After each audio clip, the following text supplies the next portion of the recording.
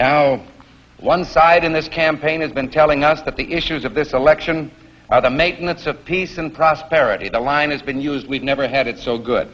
I won't have to worry about putting gas in my car. I won't have to worry about paying my mortgage. You know, if I help him, he's going to help me. But I have an uncomfortable feeling that this prosperity isn't something on which we can base our hopes for the future. The key point I'm making right now is that the economy is moving in a positive direction. And yet our government continues to spend $17 million a day more than the government takes in. You're telling me we got to go spend money to keep from going bankrupt? The answer is yes, I'm telling you.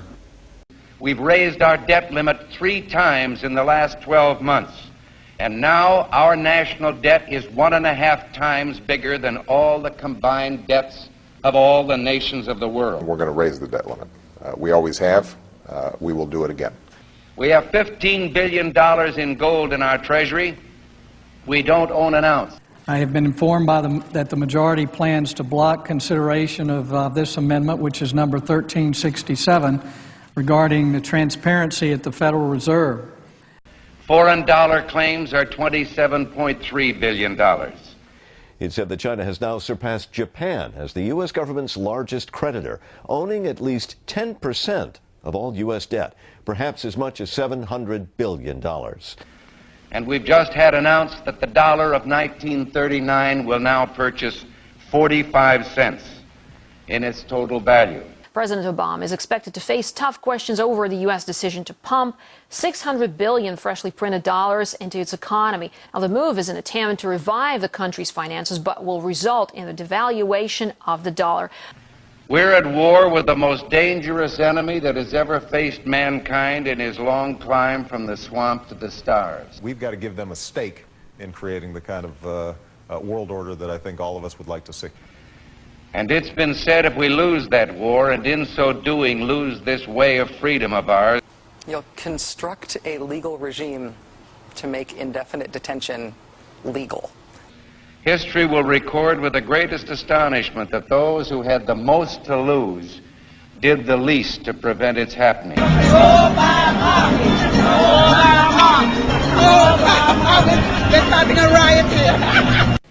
Well, I think it's time we ask ourselves if we still know the freedoms that were intended for us by the Founding Fathers. For some trips, it'll be faster than flying, without the pat-down. Anna was picked to go through. Pretty much everybody except the baby was picked to go through the scanner. If we lose freedom here, there's no place to escape to. This is the last stand on earth. Damn America, that's in the Bible. Whether we believe in our capacity for self-government or whether we abandon the American Revolution and confess that a little intellectual elite in a far distant capital can plan our lives for us better than we can plan them ourselves. I've got a core set of values that I think have to be advanced,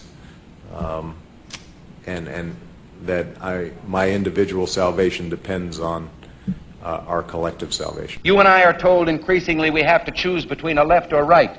Well, I'd like to suggest there is no such thing as a left or right.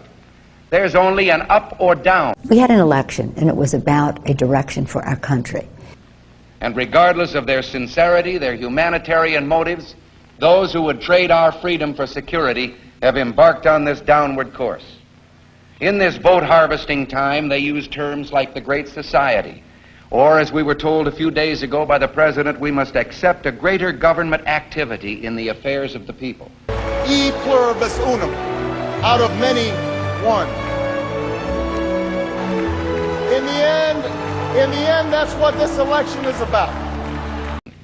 Well, the trouble with our liberal friends is not that they're ignorant. It's just that they know so much that isn't so. Over the course of 10 years, it would cost what it would cost us. All right, okay, we're going to. It would cost us about the same as it would cost